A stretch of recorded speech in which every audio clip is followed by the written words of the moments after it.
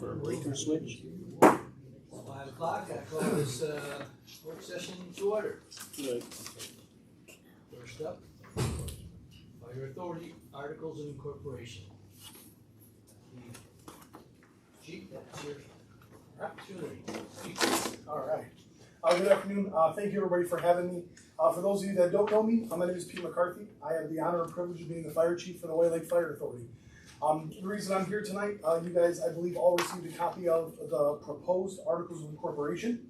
I'll give you a little bit of backstory. Back in 1994, 29 years ago, while I was absolutely crushing my spelling test in Mrs. Moon's 4th grade class, the city of Whitehall, Whitehall Township, and Fruitland Township came together, and they made the decision that what they thought was best for all three communities as far as fire protection goes was to kind of combine forces and form an authority. We're only one of 13 in the state of Michigan. We operate a little bit differently than most other fire departments, as in we're our own tax base, we're kind of our own entity. Each municipality sends representatives to the White Lake Fire Authority Board, and they help, they kind of serve as my bosses and my fiduciary oversight as we kind of navigate year to year. Because we are coming up on the 30-year expiration of the Articles of Incorporation, the Fire Authority has put together some proposed changes for a new Articles of Incorporation document moving forward. What I'd like to do is kind of put the ball in the court of the council, and either I'm more than happy to go through the articles with you paragraph by paragraph. I'm more than happy to hit just the changes if you'd like, or I'm more than happy to just do kind of a Q&A, some things you read that you'd like some clarification on. However the board would like to do that, I'd be more than happy to. Well, let's start with the board. Anyone wants to? I'd be happy just to have the changes. Accept the changes? Well, yeah, see what the changes are. Okay. And I think we're somewhat familiar with the way they were operating since we do so. Okay. If at any point, again, question, comment, concern, yell it out, and we'll address it as we go. A lot of the, obviously, going through the first stuff, when you get to page 3, one of the changes is, as we talked about, in 1994, they opted to do a 30-year Articles of Incorporation. That is the maximum that is allowed by the state of Michigan when you form an authority. Due to that being such a long period of time, and looking back on the last 29 years, so many changes, so much growth, things are done differently now. The board has opted to recommend a 15-year Articles of Incorporation moving forward, which would give us a kind of a mid-reset period if we have any more changes. So that was just more to kind of stay on top of things as we operate. The next paragraph down. So the makeup of our board currently, as it sits, it is a 6-member board. There are 3 members from Fruitland Township, there are 2 from the city of Whitehall, and there are 1 from Whitehall Township. How that is determined is 3 seats go to the municipality that has the highest property tax value contribution, and then of course the second, and then to the third. This stated that it was 3, 2, and 1. There's a Whitehall Township and our fire board. We've had some meetings, and they'd like to change it to a 3, 2, and 2. So 3 from Fruitland, 2 from the city of Whitehall, and 2 from Whitehall Township. That actually solves a couple of issues. When the authority was originally formed, it was a 6-member board. There was 5 voting members. The chairperson was a non-voting member unless there was a tie. Back in 2013 is the only time that we've ever amended our Articles of Incorporation. One of those amendments made that chairperson a voting position. So what we ended up with is a 6-person voting board, which obviously you guys can tell that can be difficult when it comes to voting because you can have a tie. So Whitehall Township was interested in having 1 more person to represent. By adding that person from Whitehall Township, we then go to a 7-person board. They're making it an uneven number, I should say an odd number, not an uneven number. Making it an odd number again, that would potentially alleviate the idea that there can be a deadlock. Now, one of the things that was done in 2013 when they added that member is they changed from a simple majority vote to you have to have 4 consecutive yes votes for a motion to carry. The reason for that was having 3 voting members from Fruitland. Essentially, Fruitland could, if one of the Whitehall members or the Whitehall Township member couldn't be there, those 3 votes could carry anything, and they could make decisions and basically, without the input of the city of Whitehall or Whitehall Township. So they made that change, so there always had to be someone else other than the 3 Fruitland voting yes. And that was just to protect everybody's interest in the authority. Recommended that we do the exact same thing, adding another member, going from 4 to 5 to again then protect Fruitland from the 2 from the city and the 2 from the township being able to carry those 4 votes without Fruitland's say. So, and that's addressed in another part of the document as well. I want to say I personally have an issue with that. That I think that we have 3 participating municipalities, and I think there ought to be parity. I think my feeling is they each ought to have 1 vote. Okay. I understand the issue that the one with the largest taxable value. Well, okay. I still think that there's 3 members, and each member ought to have an equal say. And this puts the power in Cleveland Township's hands, in my view. I made that note, and I will absolutely bring that back to my board. So, any other comments, questions on that portion before moving forward? On page 4, under bullet point 2, all we did, we talked about family members then being able to not only be an employee on the fire authority, but then when they leave to go on to be a part of the fire authority board. That also included immediate family members. What we did is we just added some more tertiary grandparents, aunts, uncles, cousins, step family members, just to make sure that we don't ever have a conflict in a family member being on the board of the. So we just made that deeper as far as how many relationships there were that were prohibited for X amount of time. So I It jump. does tend to be a relatively small community if you start roping in cousins and aunts and uncles. You're casting a little bit of a wide net. and potentially yes. So like I said, that was that was a concern that came out of our board. But I will absolutely make a note of that. So.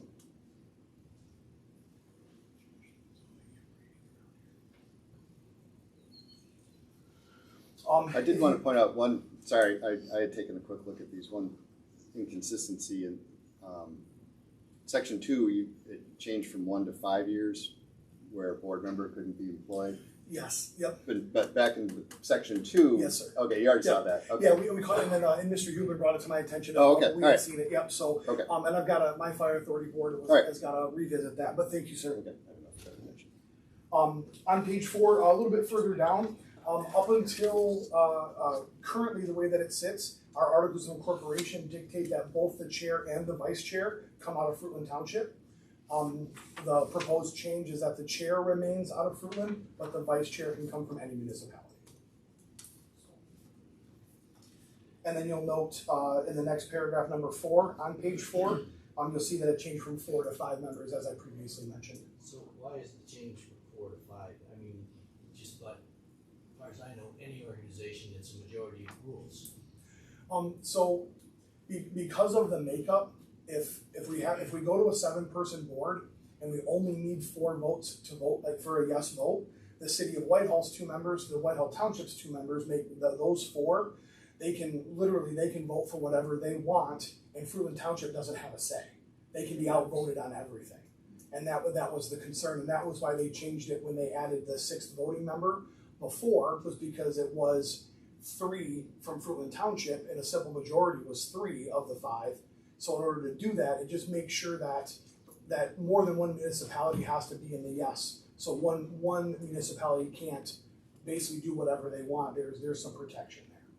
But with this, 2 municipalities also can't do what they want. Am I understanding that right? With the change to 5? Yes, 2 can, because Fruitland has 3 votes. And We have 2 and Whitehall. Whitehall has 2. So basically that just gives Fruitland a veto, effectively. If you need 5, Yes, it would, you'd have to have at least one Fruitland person on board in order to pass something. They couldn't do it without at least one yes vote from Fruitland. But the other two municipalities don't have an equivalent veto. Right. They could be ganged up against. Yes, That gets back to we have 3 members essentially, and the members are supposed to be, their job is to serve the community, the fire authority. It should be looked at as one area, not 3 areas. We have 3 municipalities that have come together to serve one geographic area. So it should be equal votes for equal service for, there should be no, when you get a call, you don't say, oh, well, we're not going there as fast because we don't care so much about them. It's not in our district. absolutely. You go right away to wherever it is. Because The you're decision, dedicated to the entire, the decision to protect, it's much easier from the operational life down to be able to take care of the community than it is to decide some of the political things. we're putting in political partisan in these communities saying, well, they get 3 votes, we only get 2. So they don't care as much about us.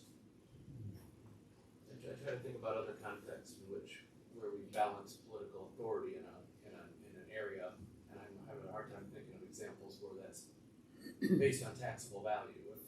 If anything, population density, you might do proportionally based on that, but. The ambulance authority used to do that before they got a millage. It was based on 3, wasn't it, Scott? Population, SEV, and call volume? Yep. So it's all 3, so yes, it has been done before. And I will tell you and help Pete out a little bit here, this has been a huge contentious issue between a couple municipalities as far as the amount of voting members and items like that. Myself and my counterpart took the stand of, I want to maintain the authority.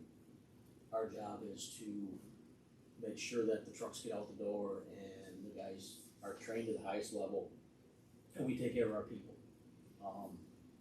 That was the other 2 municipalities are going back and forth as far as memberships and how many votes they want and everything else, and I want it to continue. You know, they can have 100 votes. I just want to be able to continue to do what we're doing and continue to maintain the authority. And right now, I don't know where this is going to end up. I mean, there's that much animosity between a couple of them. It's not well. Let's put it that way. So I'm hoping. We're supposed to be working to serve all the people of the fire. Absolutely. Equally, without prejudice towards any. Absolutely. And this is getting in the way of it. Mhm. And Yep. I mean, it's our job to continue this fire protection. Yep. To the best of our ability. Absolutely. And I know there's contentious issues. My first 2 years as fire chief here, all but 1 vote was unanimous yes by all voting members from all municipalities. About a year ago, something changed. I don't know what that is, but it never felt like we voted as Fruitland, as the city, as the township. It felt like we voted as the fire authority. And it's not that way anymore. So. And as I pointed out to him, we're like Pete said, we're the fiduciary. The tax money comes in from everybody.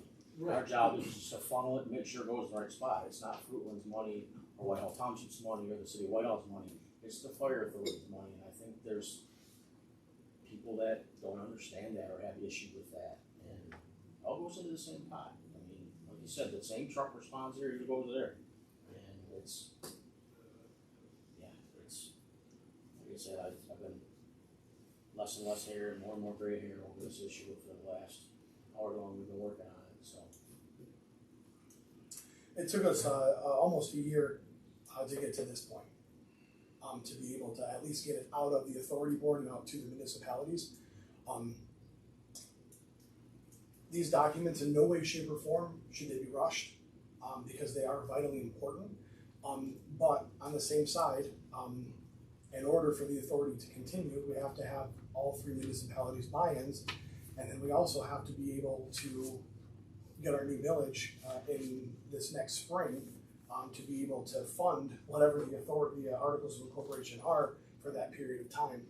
So unfortunately, because things have taken so long to even get to municipalities, we're starting to run a little bit short on time to be able to make those millage things happen. And again, in no way, shape, or form does this need to be rushed, but it is something that we need to keep on the forefront of everybody's minds and come up with some sort of resolution if we want the fire authority to continue. I personally wanted to, because I'm the chief and I really like my job. But 30 years ago, there was a group of people that had the foresight to understand that how difficult it would be to offer of the level of service they wanted for their community on their own. And that was the whole idea of coming together, because now everybody contributes to the kitty. That kitty raises that elevated service, and we average, we're less than 5 minutes out the door to every scene in our entire jurisdiction. 54 square miles, that's the largest jurisdiction in Muskegon County. National average is 8 minutes. When the people do get there, they're the best of the best. They're highly trained, they're great. I mean, you guys and gals in this crowd have all seen the social media stuff and the stuff, and even in the print media about what a great job that we do. It's not bragging if we can do it, and we can do it. And we really want that to continue. So, with that being said, being able to get the support of each municipality to make sure that they feel like their interest is being met and they're getting kind of what they need out of the Articles of Incorporation is what led us to where we are now. Yesterday I did go to Fruitland Township. The articles were on their meeting agenda. They opted to talk about it on Monday, not at their work session, at their actual meeting. So this is the first time I've had a chance to get some actual feedback from individual municipality members. I intend on being at the meeting on Monday in Fruitland, and then I'll be at Whitehall Township at their meeting, which I believe is the 4th Tuesday of this month. So anything, again, that this council brings back, I will bring back to my authority board in hopes that I can come here again and we can hash out some of these things and come to an agreement. Because like I said, it's very easy for me to stand here and say how important it is for me because it's my job, but at the end of the day, I don't think anybody can question the level of dedication or commitment that the firefighters in this community have. And they all deserve to keep working, and this community deserves to keep having that high level of service. So I appreciate the feedback, and again, like I said, I'll bring that back to my authority board, and as will Councilman Holmstrom. So at this point, do you want to go ahead and continue through the other bullet points, or do you want to just kind of say, hey, until we get these things resolved and hold up? Totally up to you. I don't think there's a lot left, is there? That's pretty much it. I don't think There's really not a ton. I don't think there's much that's of contentious. The seating really comes down to it. So, Yeah. But I think those two issues are the issues that are going to be the biggest issues of And that- contention. and that's what has led us to here. Everything else was a pretty easy sell, because again, updating the address. I mean that's kind of an easy one. So, but I'll touch on the ones in red just kind of so we kind of have gone through it completely as a group. And this is the first go around with Whitehall's the first. Is the first after multiple go rounds within the fire Yes, authority? yes. Yes. Yeah. Okay. So, on page 5, talked about pushing the due date for the budget back by a month. The main reason for that is a lot of the healthcare benefits, none of those numbers are available prior to the October 1st date. So it just gives us an extra 30 days to get as much information as we can for as accurate as possible budgeting. So, on page 6, currently there are 3 signers on the accounts for the authority. Every check that we send out has to have 2 signatures on it. We have 3 signers, so there's kind of always an alternate. We ran into a situation where I wasn't able to. It was an important check. It was actually one of my full-time lieutenant's payroll checks. He had changed banking institutions, and unbeknownst to us, he got mailed a paper check, and I was only able to get 1 signature at the time. So he ended up having to wait a couple of days in order to be able to cash his paycheck. So I talked with the board, and they agreed that all of the members of the board could be signers to hopefully. Again, it's an absolute exigent circumstance, but to have that so no employee ends up having to wait extra days for their paycheck if there's ever a blip like that again. So that's all that's stating is they would all be on the account. Doesn't change, still has to have 2 signatures on everything. They approve all of the bills, just like you guys do here at the municipality, so. Is that something that passes legal muster? I'm surprised that they would have every board member. To me, it's like allowing every council member to sign checks for the city. Legal muster. They can, I mean, they can authorize it. It's what the bank will do, you know, if the bank will, I don't know if you've talked to the bank, if No, they'll accept it, then you can have multiple signers. I think it's a good idea to avoid that issue in the future, yeah. And so you're talking about a once in a couple of year thing, but Sure. when that once in a couple of year thing is that vitally important, it's nice to have a Paycheck. plan B. So, and one thing you'll find about any of us that work for the authority, we live in plan Bs and Cs because that's what emergency response is. So,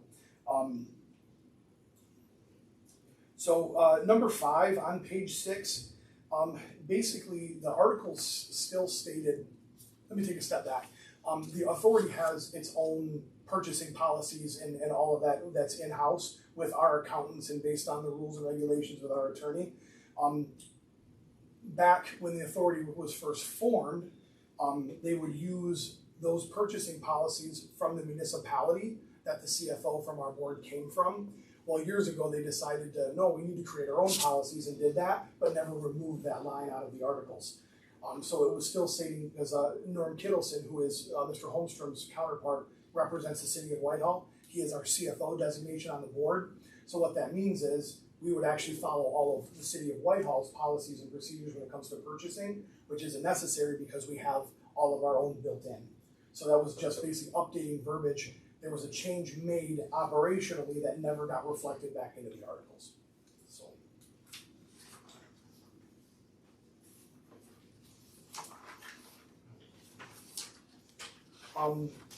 So page 10, this is one that I asked for. It specified that the publications had to be done in the White Lake Beacon. Because of some of the changes there, obviously we know that it's not what it once was. I didn't want to get into a situation to where if someday the Beacon doesn't exist anymore, that we don't have a place to publicate. So I just had it changed to any print media. So then we still are, obviously we're required, we'll get it out into a newspaper, but I wanted to make sure it was a little bit more generic, so we didn't end up only being able to use a newspaper that was defunct or no longer, it's circulating. So, and I believe that's it. So that was all as far as the verbiage goes. Again, nothing terribly earth-shattering. A lot of just kind of clean up and bring 1994 into 2023, if you will. Again, the seating has been really the only bone of contention, and that's been difficult to say the least this last year. So, any other questions? When is that Fruitland Township meeting? The would be next Monday, I believe, at 6 p.m. The 18th. Without having my phone, I'm not sure. So. You said that the chair always comes from Fruitland Township. Currently, the chair and vice chair always come from Fruitland. Can you tell me why that is? That was a decision made in 1994, so I'm unsure why that was decided. So it was discussed about making those rotating. Fruitland was adamant that they stay. They did end up conceding that they would give up the vice chair, but they were not interested in allowing the chairperson to be from anywhere other than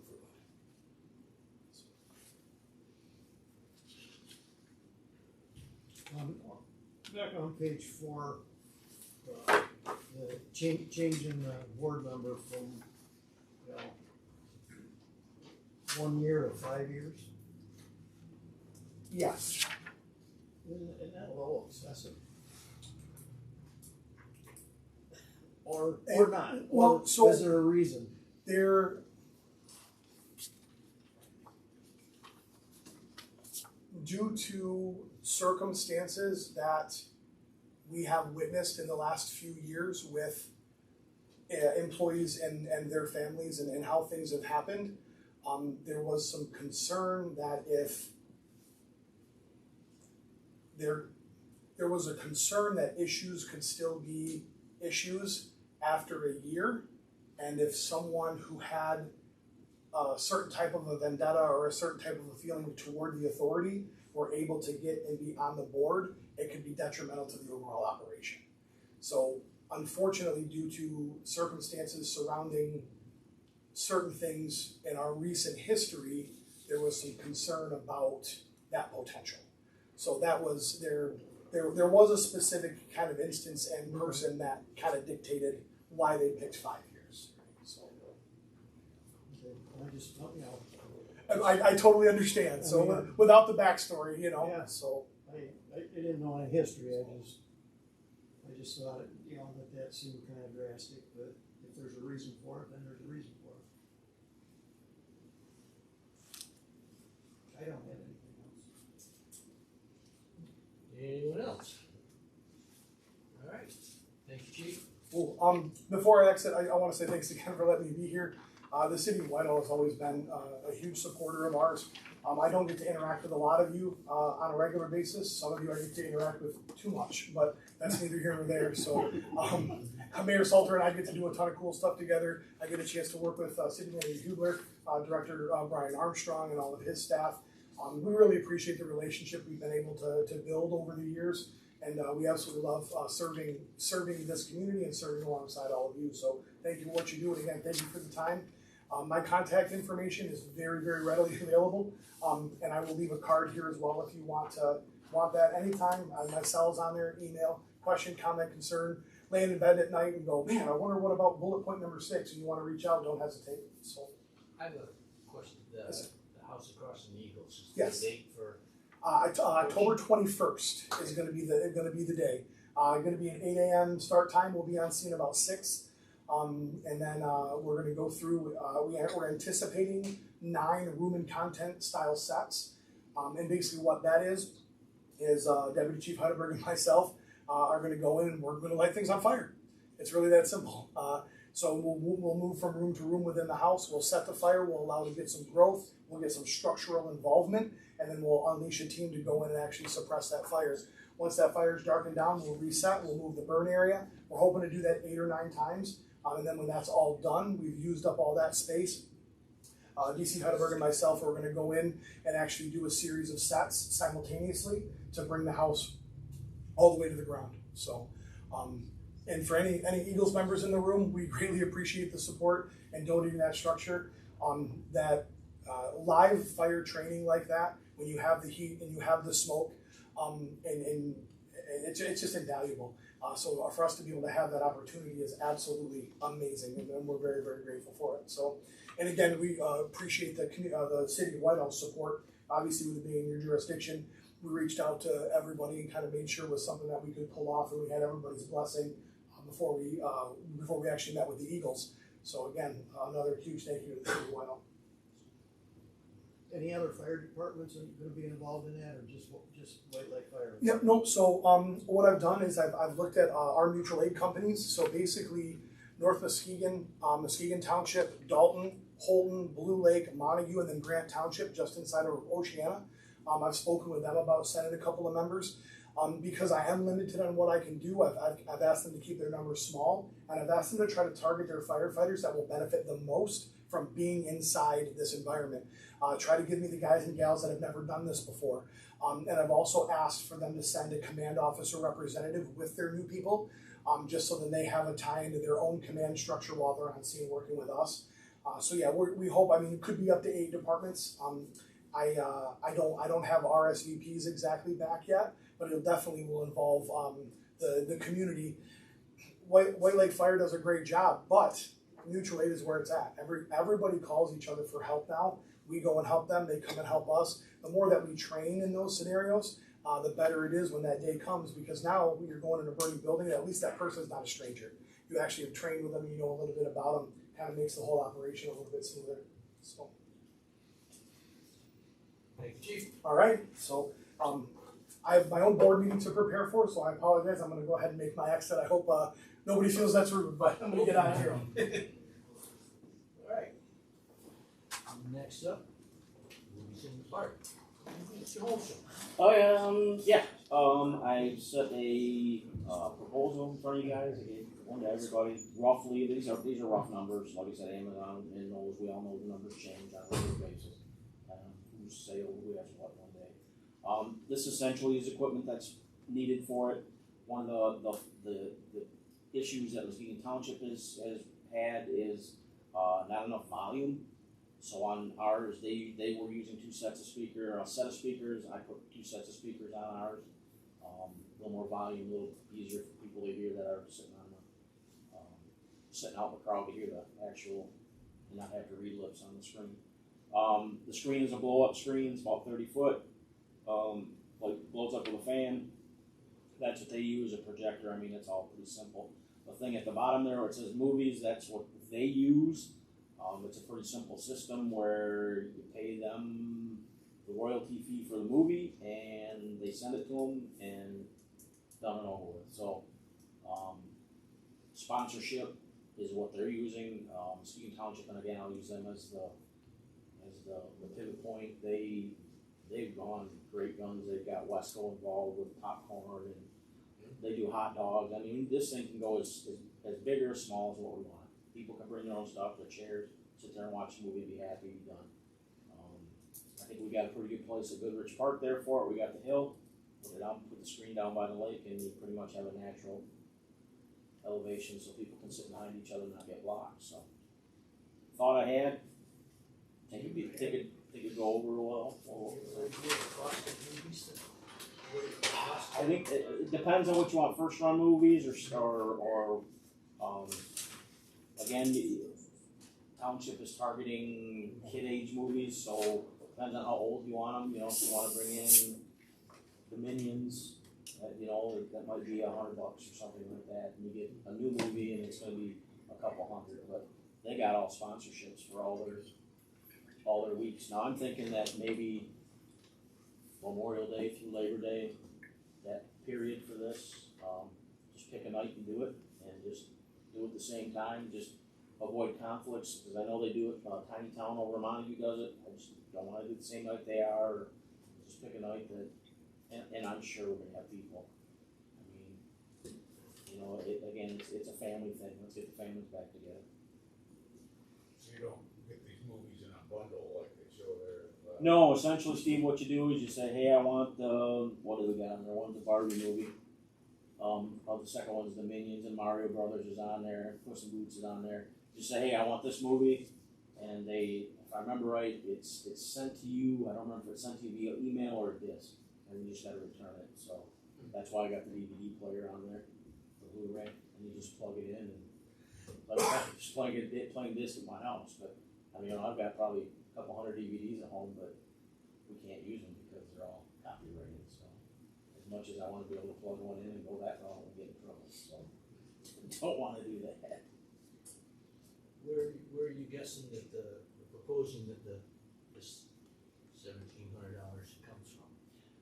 Well, I would say maybe next budget, if we have the ability, or I will leave it to our city manager and the bean counter if we got a few dollars here and there, or possibly tip up, possibly fundraiser. I mean, sponsorships. I mean, again, the way I look at it, it's getting families together, getting groups of, want to bring your teen group, decide to go down and sit there and do whatever. I mean, it gets people out, and that's huge as far as I'm concerned. People don't spend enough time together anymore. Everybody wants to sit on their smart devices and play that game. I mean, and these are going over well. I mean, like I said, Montague's had quite a few people at theirs. I know the township, they were pretty well overwhelmed the first week they had it. It was several hundred people, and I think they are moving theirs from park to park. So when you've got a projector and a screen like the models you've used here as examples, how late do you gotta go, like dusk or dark? Well, pretty much like the Getty. Yeah. I mean, so that's the other About issue. 10 p.m. or so. Yeah, that's the other issue you run into is a little later. I mean, you can the screen and the projector. She recommends to there's two ways to show it. You can shoot it from the front or the back, and she recommends the back shot from the, so you actually put the thing on the back side and shoot it toward the screen so that way people don't get in the way. But yeah, that's the other issue we'd have to come up with is who would run it and how it would be run and all that stuff as well, so. Early summer, midsummer, it's 9:30, 10 o'clock before it's Yep. dark. Oh, yeah. And that, Oh, yeah. And Yeah. Plenty of kids all my go to the grandkids games. are Yeah. in bed at that time. Yeah. So, I am, but I gotta get up 4 in the morning to work, so. But, yeah, I think, and I think this is a great idea. I'd love to see it come to fruition, but I would love to see it come out of the community. Community that says, hey, if you provide the equipment, we'll provide the bodies to do it. I don't know how we're gonna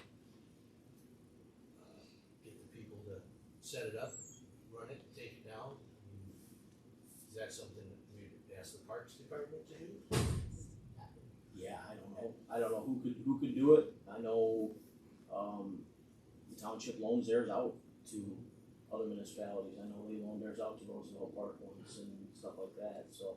But then again, you take that risk of you loan it out, is it gonna be as good a shape when it comes back as when it goes out? And Get some duct tape on it. yeah, exactly. What happened to the screen? We've got a whole bunch I through it. like the sponsorship model. I think when you're talking about an amount in the order of a few $100s, Mhm. I think that's It's pretty easy. yeah. I I mean, mean, a company like Wesco, sponsored by Wesco, sponsored by Catchmark, sponsored by any restaurant. I mean, anybody, Pizza Hut, anybody can do it. They do a little advertising on the side, and we put it on our page. This is who sponsored it tonight. And, the speaker system does have a mic if somebody wants to be ambitious and talk. The person that just left to go to the other meeting is really, really good at that. Yeah. What's the sort of thing that food vendors are going to flock? Oh, absolutely. I could see this, like I said, I could see this go from as little as you want to, Jaeger showing up with their elephant ear bus and parking it out there. Or Big whatever. John's. Or Big John, yeah. Yeah, pizza in a movie, I think the biggest challenge is gonna be finding bodies to do it. I mean, Yep. the cost of the equipment is, It's negligible, really. I mean, It's if you not look that, at I it, mean- yeah. I'm sure we can find that, and Yep. as far as the movies, I'm sure we can find sponsors with the bodies to set it up and take it down and Yep. take care of it.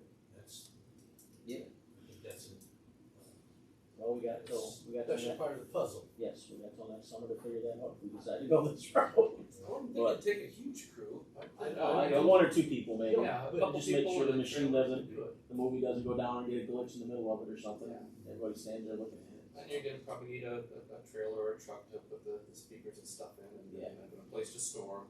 I'd love to see a dedicated organization that says, yes, we will take care of that. Yeah, you're Rotary.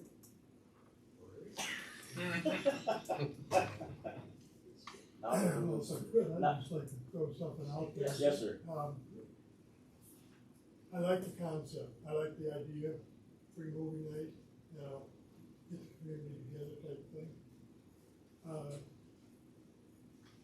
I guess, why does it have to be outdoors? So you don't have to start at 10 o'clock. We have a theater. Yeah. Yep. Could we talk to Beth and see if, if we couldn't schedule one night, even if it wasn't a weekly thing, if it was a monthly or every couple of weeks. Yes. Well, that would enable it year round. They've already got the equipment, Mhm. they got the screen, they got the projector, they got everything. As long as it didn't interfere with any of the summer plays and stuff that were going on as far as rehearsals. That we could. And we can still have, We could eliminate all the equipment that we we can need, still do sponsorships. and you wouldn't have to take the little kids out at 10 o'clock and start watching the movie in the summer. And you could actually, possibly even run it all year. I mean, I don't know what the Playhouse's schedule is, but I think it'd be worth, talking to Beth and see what she thought. If there was a possibility of doing that. Yeah, now that you say that, I do remember going to movies at the theater with the parents back in the day, so. Oh, that, yeah, I mean, when I was in, first movies I ever went to. We have been doing free movies at the theater for quite a while now.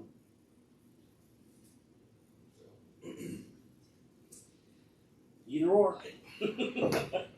I just, like I said, I just think it's, we need, as far as bringing the community together, I think it's a good thing to do that. It's just something about having it outside. Yeah, I it is. love the idea of bringing people outside to the beautiful park, and it doesn't have to be a kid's thing.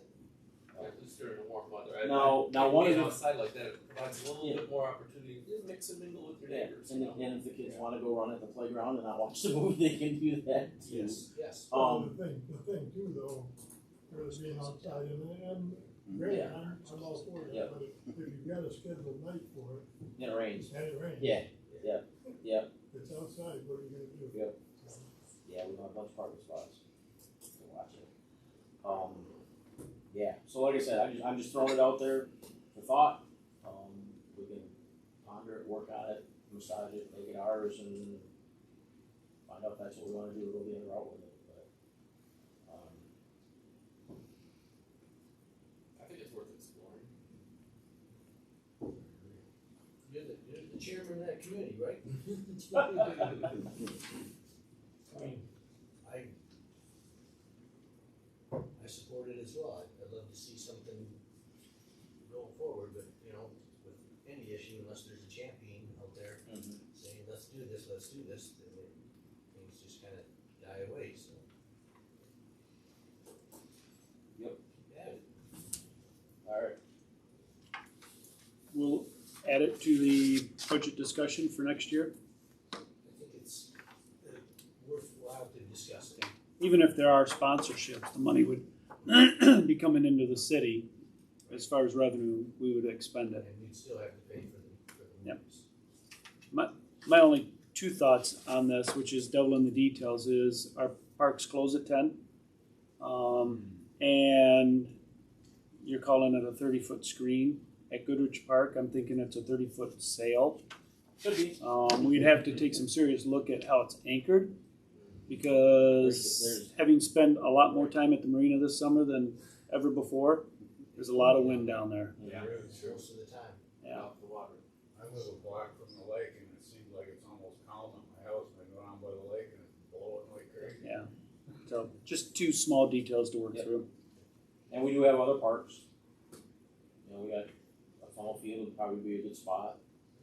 And some other ones, so, I mean, we can play the game and look. Thank you for all the work you put in. Yes, no problem. Anyone else got any more on that? Okay. Next up, manager's review, Mr. Brown. Well, I brought it up once before, and I don't think I maybe made my point the right way or whatever, so I asked if it could be brought up again. And I just think it doesn't really have anything to do with the city manager's contract, per se. That's the only place that anything is stipulated about the city manager being reviewed, if I'm right. Or does it say in the charter? Scott? Nope. There is So- nothing in the charter that says anything about the city manager being evaluated, is there? There is not. Okay. I just think that we need to, I don't know, be more responsible with it. The city manager works basically for the seven of us sitting up here, whoever the seven people are. And filling out a form and turning it into somebody and not having any of the feedback other than it met averages or whatever, I don't particularly care for myself. I think that every one of us has a responsibility as being elected, you know, by the people of the city to run the city, that we should be looking at the entire thing. And all of us, not just the mayor. And I'm not saying anything against the mayor. I'm just saying I don't think it should be just the mayor's responsibility. I think it should be all 7 council members' responsibility, since the city manager works for all 7 of us. But, you know, I guess we could say Scott was nice enough to put it in his contract. But, I think we need something more than what we obviously don't have. We don't have anything in writing anywhere that I know of that says anything about how we evaluate the city manager, other than it being an article or a paragraph in that particular contract. You know, I'm open for anybody to throw anything out, or if we're just gonna leave it like we left it the last time and nobody wants to do anything about it.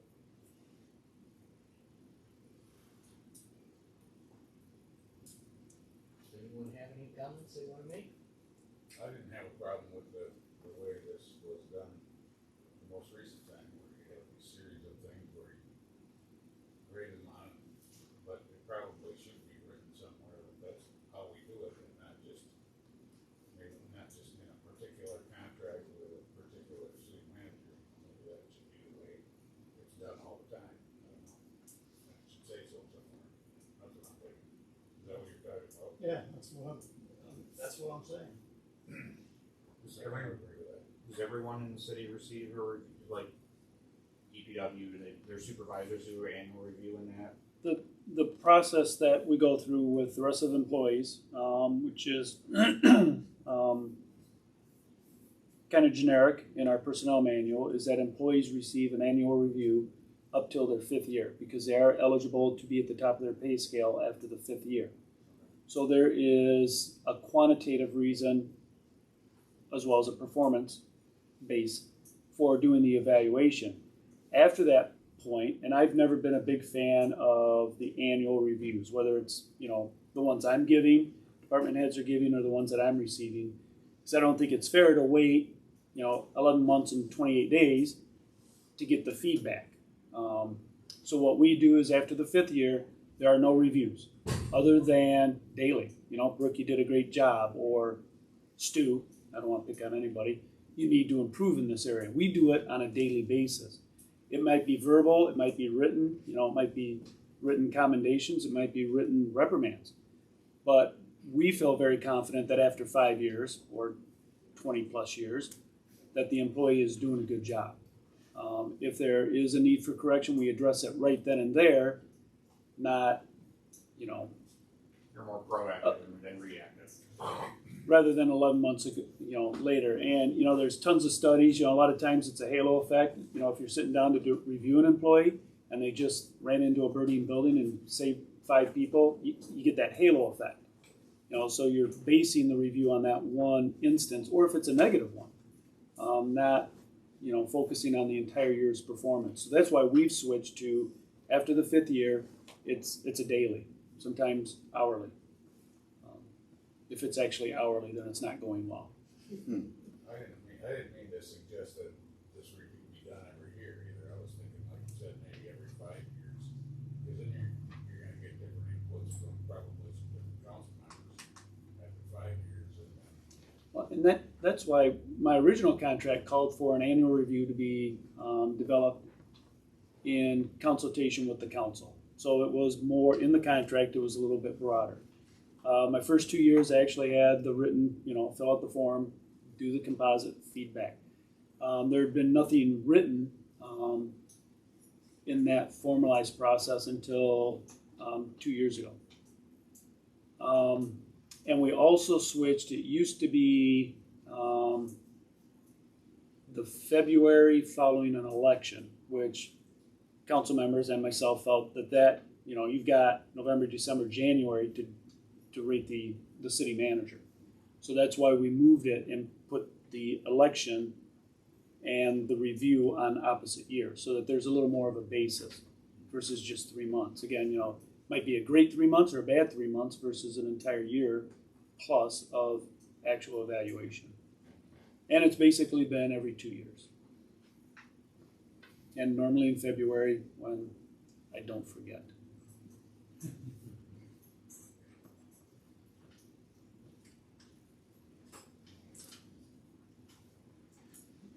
there's nothing more you want to discuss on this, then I will open it up to public comment. If anyone wants to make a comment on any of the subjects.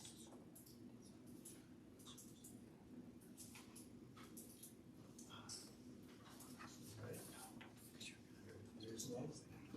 I'd just like to weigh on the subject of the city manager review is that I like the idea of letting each council decide how they wanna do that. I think it's in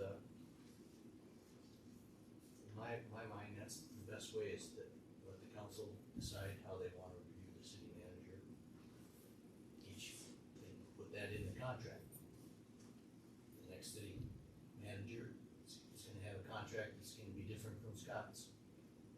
When it comes time to do that, then we can sit there and look and say, okay, how do we want to review this new city manager?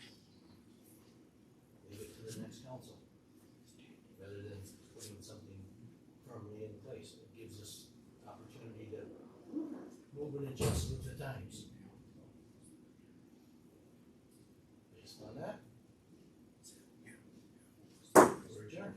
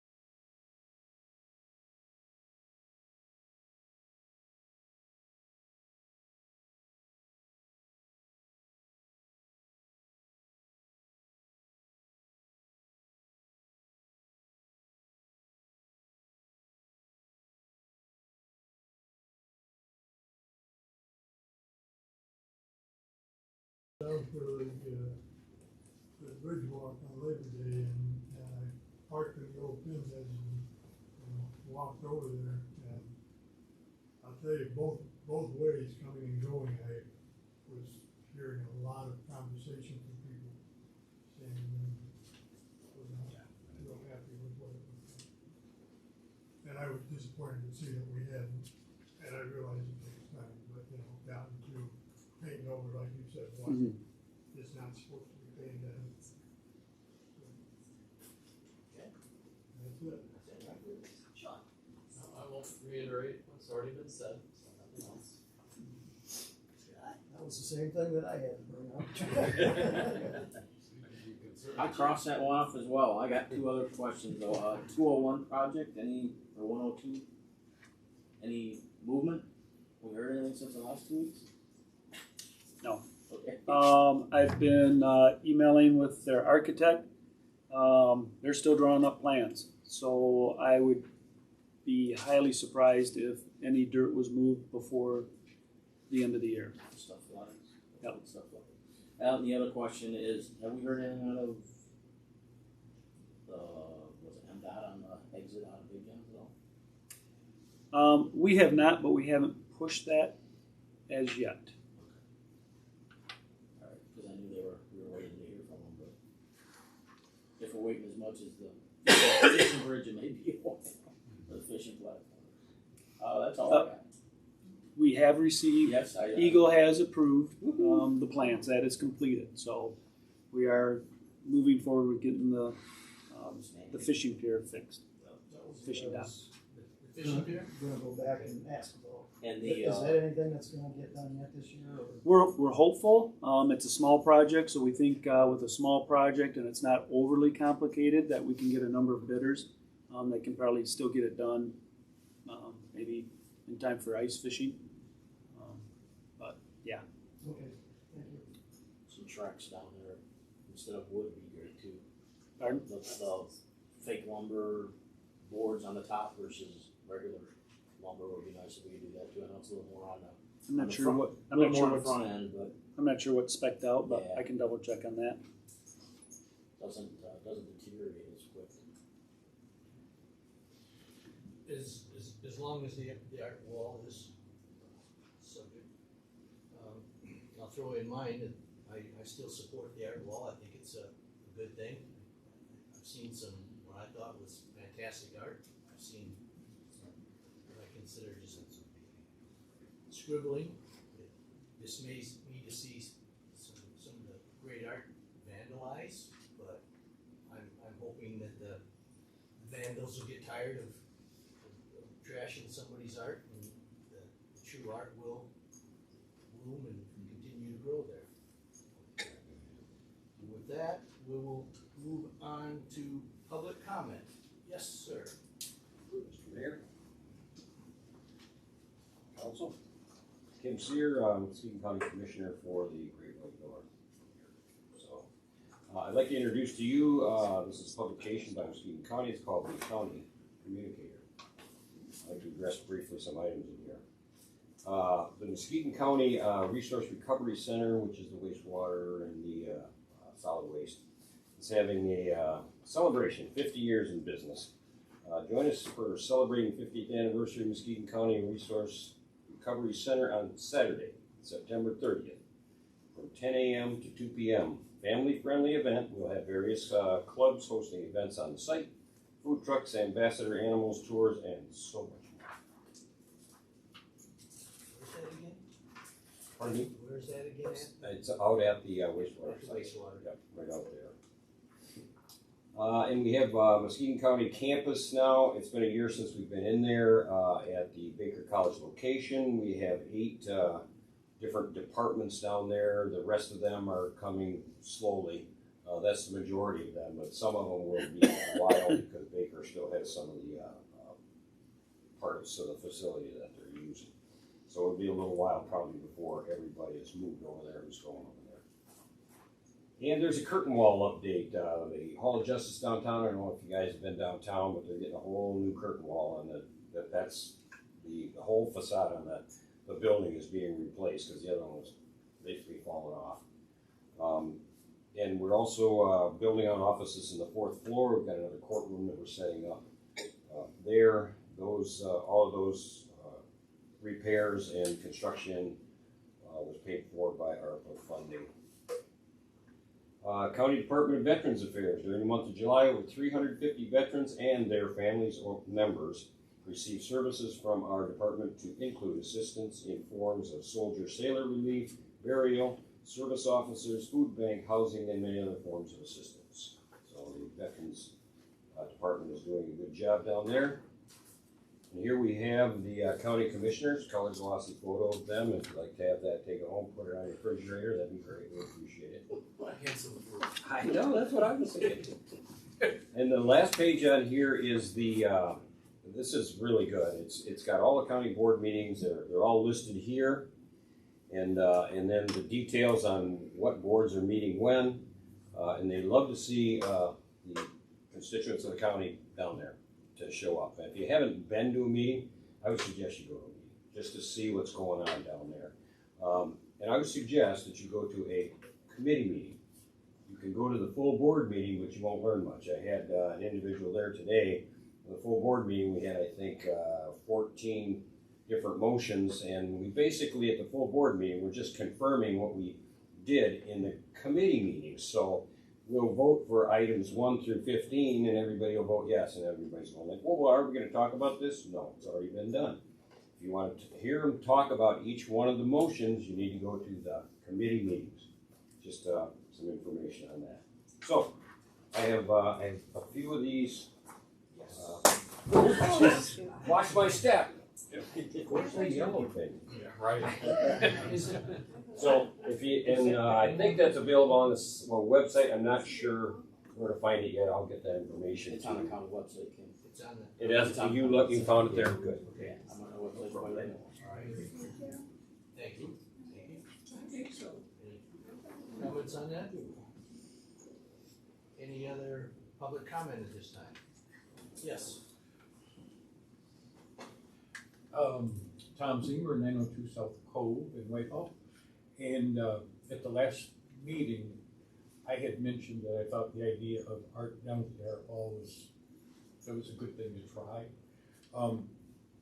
So far, I haven't been very impressed with what we've got, but I mentioned that I had seen something in the town of Munising, but I didn't do a very good job of explaining it. So I brought a couple of pictures. If I can come up and pass out a couple of pictures to everybody. I'm gonna watch your step. Yeah, watch your step, brother. But this is something that I thought was done very well. That was funny you mentioned that, and I went and my friend was up there couple weeks before that. I had pretty much the same pictures on my phone. So Is that right? yeah. Okay, good.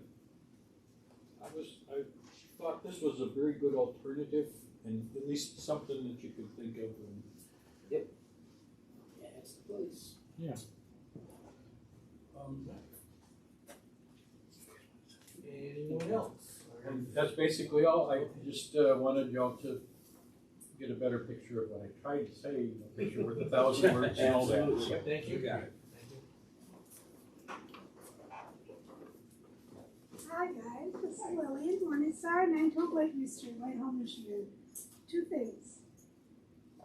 I know the bridge between Whitehall and Montague, the great little bridge we have there, where the fishermen are not watching when they release their lines out of the water. They about hit my brother right in the face the other night. And he says, bring it up to the board. I said, I don't know what they're going to do. I said, I think the bridge belongs to NDOT. So I said, I don't go. Well, he works second shift, so he couldn't come to speak. I just thought, there's plenty of fishing areas around. Why do they even have to fish out that bridge? Just FYI. And the other thing in my street, the water line was broken by Caden, the contractor. Shoved that pole in that big heavy machine, dragged that fiber line back to the machine, and he caught my water line broken. The guys came down, they fixed it from the city. They worked probably 2 hours did. Well, I got a hole here, I got got this gouge in the ground from that big heavy machine, and then on the other property, another hole that's been covered. but is it gonna be like that, the big gouge in my yard? So that's why, I don't know who's gonna fix it. It's gonna be the city, which I don't think they should have to do it, and I think the other contracting company should have to fix it. But so Scott, can you find out? I will have Brian take care of that for you. I know Brian kind of knows, I already talked to him All right, too. I'll but give him a I brought it poke up to you tomorrow. guys. All right, Yep. thank you. Is the bridge you're talking about the actual trail bridge or the fishing bridge down below or the road bridge? Road bridge. It's salmon season, that's why they. Yeah, I know that fishing facility, because that's why he had to Yeah, go you out. get everybody and their brother out there. Well, he has to go underneath with his boat, and of course, everybody's using the Whitehall side, because they have to pay so much money to Yeah. use lunch. Yeah. Okay, thank you. Yep. Which doesn't say no fishing. No, I wouldn't want that. I wouldn't want to try to put the fish up on the water. Yes. Hi, Jenny, 9047 Highway Drive. You, sorry, not sorry. Regarding the art wall, I know there's a lot of conflict going on. I just want to say that there are kids and groups of kids, young kids, who take it upon themselves to cover up any vulgarities. So, we're talking like 10, 12, 15. They take it upon themselves to when they see the bad stuff. So